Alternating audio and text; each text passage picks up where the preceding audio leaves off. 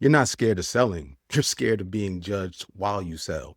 You're more focused on being accepted than you are being effective. And if you keep selling like you need approval, you'll never carry the certainty that your audience needs to trust you. What you think you're avoiding, rejection, judgment, discomfort, you're actually guaranteeing it because most people do not reject clarity, they reject uncertainty. The more you try to protect yourself from being judged, the more you sound like somebody who expects to be judged. And here's the part, there are people right now out there praying for the exact solution that you have. They're not browsing, they're not window shopping. They're genuinely stuck, they need your help, they're genuinely frustrated, and they're looking for somebody can help lead them to the other side. But if you show up unsure, if you soften your voice to avoid judgment, these people aren't going to feel like you can help them. And then ultimately, you don't get paid. This was never just about the sale. This is about the people who won't get the breakthrough that they need. They won't get the help through your product or your service that they need because the person who could have led them was just too busy managing perceptions. You think you're protecting yourself from judgment, but you actually might be just shielding the solution from somebody else that's waiting on it. You're gatekeeping. So let me show you what I mean. My client Ryan comes to me, right? And the funny part is he shouldn't be struggling because on paper, he's the person that people call for help. He's a mortgage pro, like he reads books, takes notes, goes to conferences, studies his craft.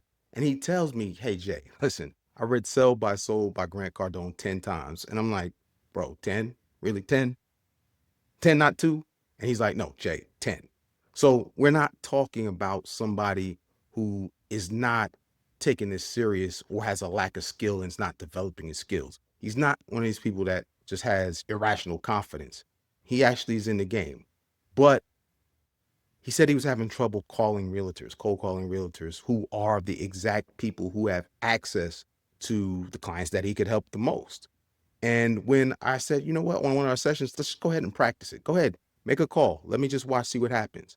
And you could see his shoulders just creep up and his breathing got tight and his voice got, man, listen, dude, his voice got super polite. Like he was guilty and he was asking the judge for community service type polite. Now, I don't know what that's like because I've never been in that situation, but that's what it looked like to me. And as I was watching this, I'm thinking, who is this that's talking right now? Because that ain't the Ryan that talks to me and shows up every week. So I start asking some questions. I want to get to the root of it. And the truth starts to come out. Apparently, his family had a whole lot to say about sales. Now, they're not being malicious, they're not evil, they just got a lot of opinions. And you know the lines.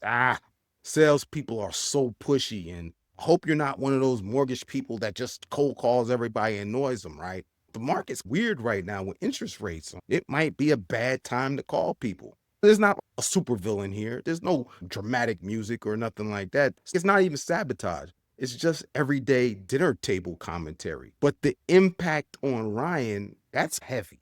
Like that starts to get heavy because he didn't just hear these comments. He started to absorb the identity behind them. So now when he's dialing like somebody that's not trying to offend anybody by his mere existence. He's not selling. He's not even serving people. He's not solving any problems. He's basically apologizing for bothering people. He wasn't trying to connect with them, and he was trying to not be judged while he was talking to them. And I'm thinking, bro, who exactly are we auditioning for right now? Because the wild part is these voices that are riding shotgun in his head, man, these people never closed a loan. They never held a quota. They never built a pipeline. They never turned a conversation into revenue, and they never generated demand out of thin air. But he'd done it before. And somehow these naysayers were directing his play. I had to tell him, dude, you are performing for the wrong critics. And I told him, hey, man, listen, you're not lacking skill. You have the skills, you're saying the right thing, but you're inviting spectators that have nothing to do with this into the arena. I told him, dude, you're like a comedian that never learned how to deal with hecklers. That's something we just got to learn how to deal with. And he blinked and he thought, can't tell you what he thought, but what he said, he was like, yeah, that's it. That's exactly it. Because he's not losing deals and opportunities on calls. He's losing them before he ever shows up to pick up the phone. And he's doing it quietly. And he's doing it subconsciously. And he's just giving into it. And we don't want to do that. So I gave him an assignment. I said, hey, listen, I want you to write down everything that you're hearing in your head, every phrase, everything that's coming up. I want you to write it down, right? Write down the phrases. I don't need the whole conversation. Just write down what's being said. Don't write down the emotion. Put a name to where that came from. All right. And then I want you to label it. Each. Is it a hater? Is it a naysayer?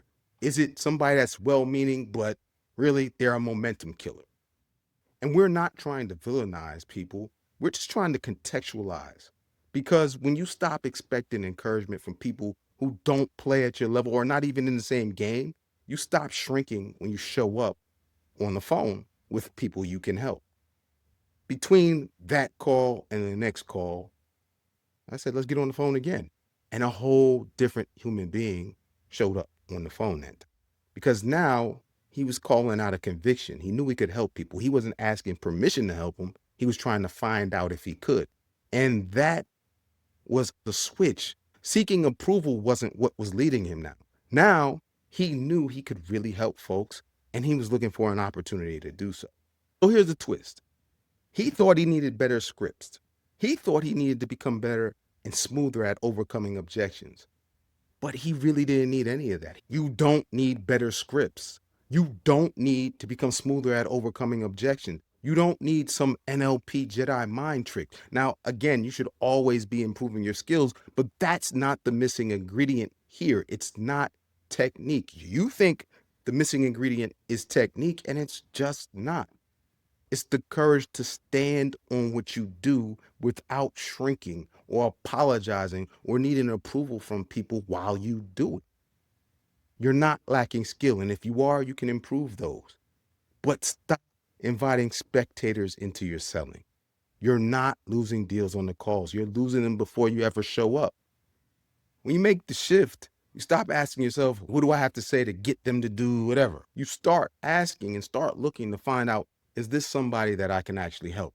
Because when you're selling for approval, it feels like a tryout that you're not qualified for. But if you can switch to, how do I help this person? Now you're not performing. You're diagnosing the issues and you're in service with a purpose that you can really be comfortable standing on. So here's a couple of tips for doing this. One, you got to recognize the loop. You may call small and polite. You may pitch soft. You're protecting your feelings instead of solving people's problems. And that's not skill. That's just an identity situation. We got a leak that we got to deal with. So that's step one. The next thing you got to do is interrupt the loop. Step two is interrupt the loop. Do what Ryan did. Write the names down. Put a label on things. Because once you name the influence, it's really losing its invisible authority over you. Step three is build proof, not hype.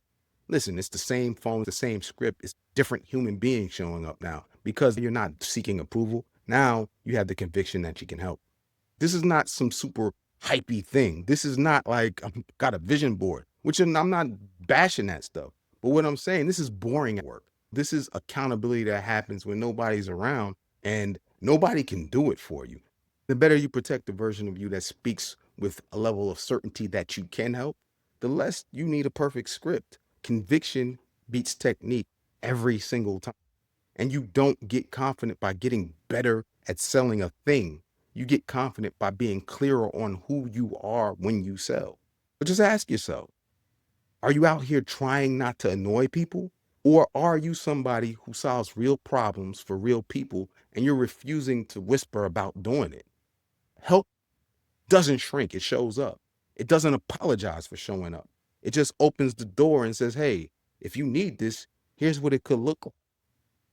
So the next call you have, the next conversation, the next follow-up, whatever it is, don't ask yourself, is what I'm saying sounding right? Don't ask, am I being too much? Don't even worry about if they liked you. Ask, did I sound like somebody who genuinely believes that they can help? Because people are not just following polish. They follow the certainty that your product or service can help them. So just speak like somebody who already decided they can. You don't have to be loud. You don't have to be overly rehearsed. You just stay sharp, Stay decided that you can help them and you're looking to see if there's an opportunity for you to do it. That's the shift. It's not a script. It's not a tone. It's a stance. And then everything else catches up to that.